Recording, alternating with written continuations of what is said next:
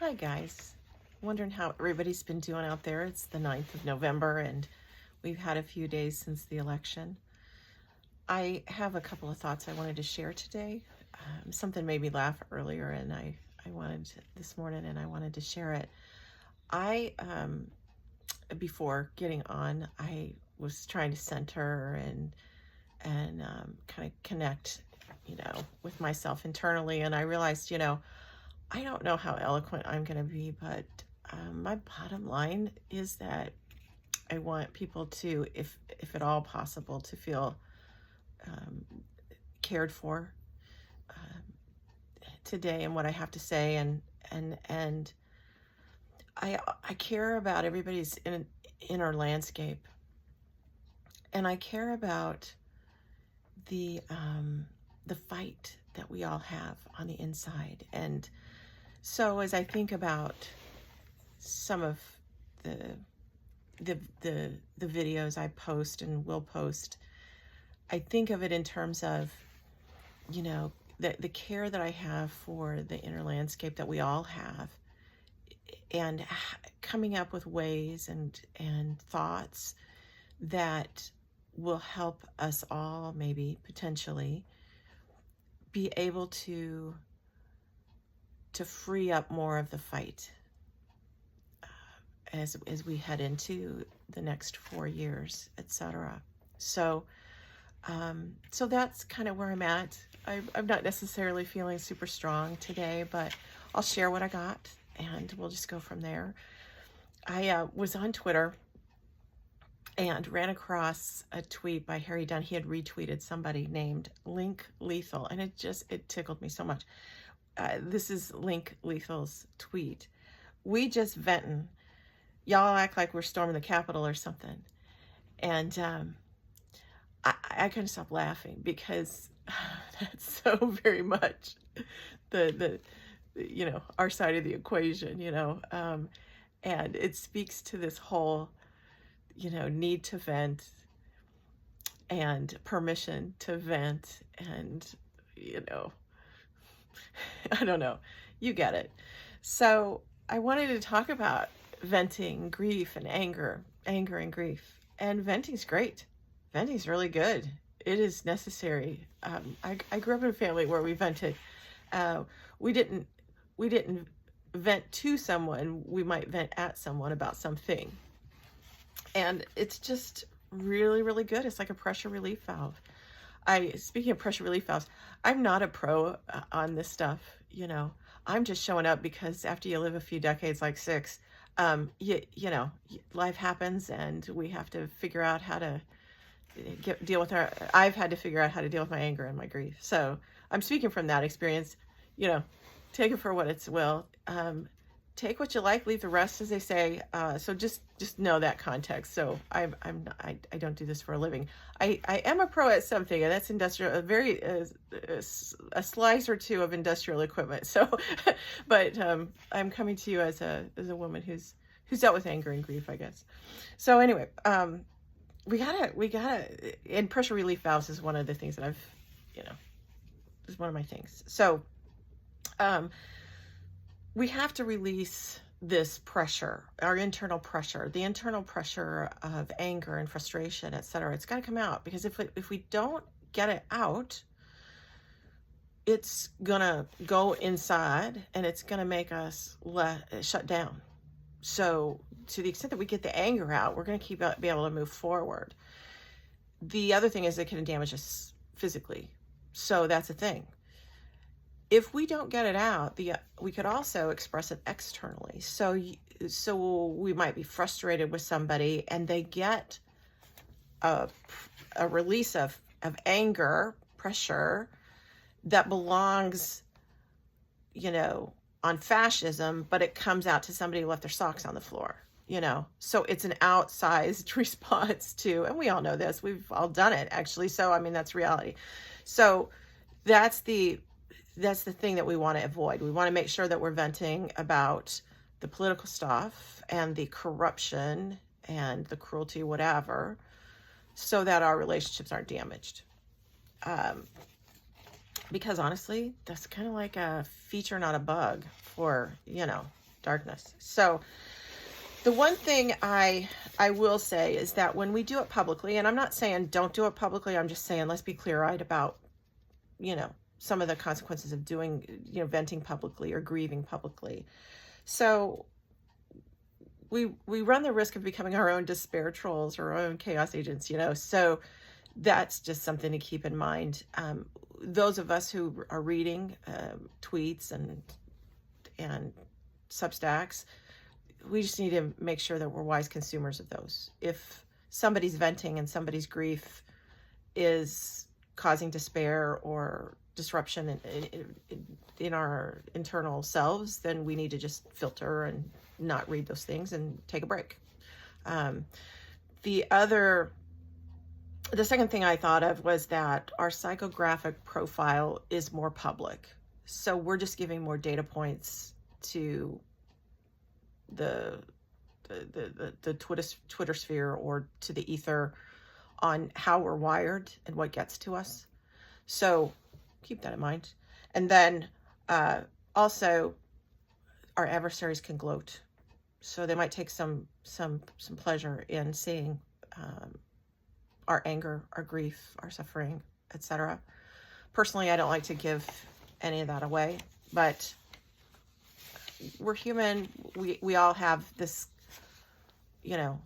decisions to make, and I'm not saying that don't do it. I'm just saying think of those things. Keep them in the back of your mind. Weigh your options. So, in talking about anger, the opposite side of that coin is, in my mind, grief. I tend to get angry first because I'm avoiding the sadness. And anger is a good thing. Anger is a reaction to us knowing that something's wrong. And when things are unjust, and when things are cruel, and when things are corrupt, anger is a good response to that. Anger's not bad. It tells us something's wrong, right? So when I have, kind of wear myself out with the anger, then I get sad. And that's where grief steps in. Now, reality is that any of us can go back in and out of anger and grief, because it's kind of the same coin. So, thoughts from me on that. When we look at grief, I think that Westerners are not as well equipped to grieve. I know as an American, I don't have a lot of references for grief. And I think even, I think we celebrate better than we grieve culturally. Think about the people in the Middle East or in the Eastern countries. I think we have a lot to learn from them. Let me say this. I think I have a lot to learn from them.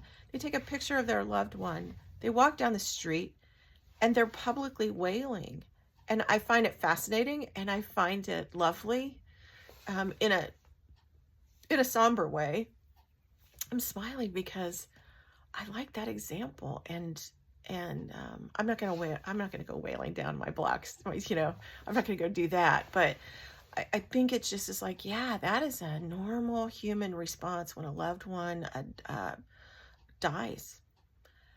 And so just know that we don't have the corner on grieving. It's a little, it's not very defined for us. We don't grow up in a culture where we're taught how to grieve and what that looks like. To me, personally, even after grieving a number of things, still don't feel like I have a handle on it, really. But I will say this. There's the Kubler-Ross book, and I read that back in the 80s. It's got stages of grief, all the way from denial to acceptance. And as an overachiever, recovering overachiever, I want to get to acceptance right away, and we can't force it. So one of the things that I wanted to mention, though, is that, and I think this is reality, is that we can go from denial and through the different stages of grief into acceptance. And that's kind of a fluid continuum, honestly. So I know I've been around people, and I'm sure I do it myself, but I just don't have, outside eyes to watch myself. But I think the reality is that I've actually seen people go in and out of denial, and in one sitting, talking to a friend or family member. So we could go in and out of acceptance too. And just so that I think just knowing that once we get to acceptance, we don't necessarily stay there, because we're human and we're dealing with emotions, and we can go back and forth. That's what I'm thinking. The second thing I'll say about grief is I think of it in terms of waves, and was basically kind of guided through grieving the loss of my mother a number of years ago by some women friends who had lost their mothers, and they talked about these waves.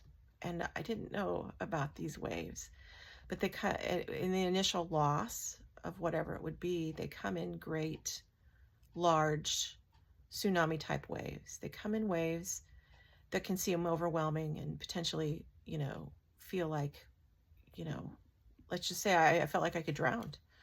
And the reality is that those waves get smaller over time. And that's what these ladies were telling me. They get smaller over time. They become less frequent. And to where now, with the loss of my mother, when I get in the car, I don't burst into tears like I did, so many years ago. It's, I'll feel the pain. I'll feel the sorrow, which is quite real. But it's less frequent, it's weathered, it's less sharp, it's not overwhelming. It hurts, but it's not that overwhelming tsunami wave coming at me. All this to say is just know that who knows what tomorrow will bring, the figurative tomorrow. We will, we'll make it. Just we'll get angry, we'll vent, we will grieve, and we'll fight. By grieving and getting angry, we will have more room internally, to fight. And I just want to close in saying that we're going to make it. We are going to make it. I mean, I think of our national anthem. The flag was still there. It might be torn, it might be sullied, it might be dirty, but that flag was still there. And it's going to be there when the fascists come and go.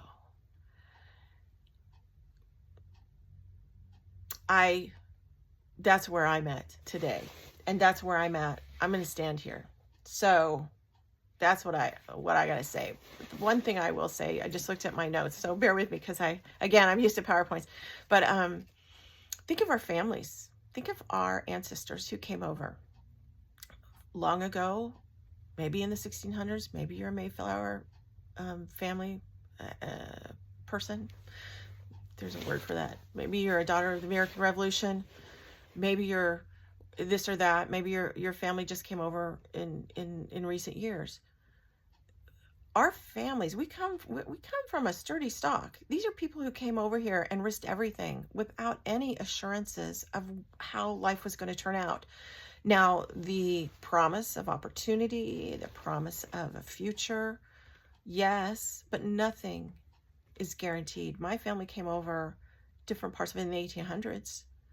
I live in a prairie state. I live around prairies. These people built sod huts. These people had sod on their roofs instead of shingles. These people went out and found dung, buffalo dung, cow dung if they had it, whatever animals they had. They burned it. They burned it in their sod huts to stay warm in the middle of really difficult winters. These people had their homesteads, and their nearest neighbors were miles away. We come from sturdy stock, and honestly, you guys, okay, I'm going to try not to get too riled up here. Our DNA is democracy. And I don't know about you, but I'm not ceding it to, I'm trying to keep my language right. I'm not ceding it. I'm not giving it up. Not giving it up. I'm going to fight for it, and I'm going to create internal space so that my fight can live. So that's what this one is today about. I hope everybody takes care of themselves here this weekend. Do stuff to fill yourselves up. I'm going to do that here. I'm going to work on a little bit of Christmas. Doing it early a little bit this year. Connecting with friends, going for some walks. and know that I care. I care about you. I care about your internal landscape. I care about you, us all being able to fight long term. All right. You guys take care.